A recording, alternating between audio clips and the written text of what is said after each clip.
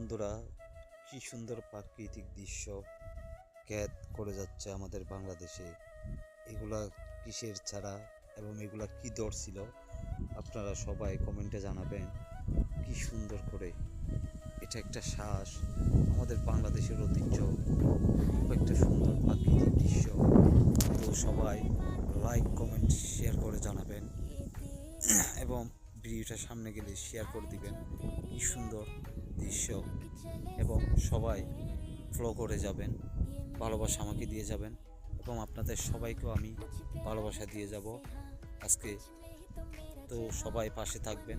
কি সুন্দর দৃশ্য, কি সুন্দর ভালো লাগতেছে বাংলাদেশের এগুলো, অনেক সুন্দর, অনেক সুন্দর জায়গা বাংলাদেশে।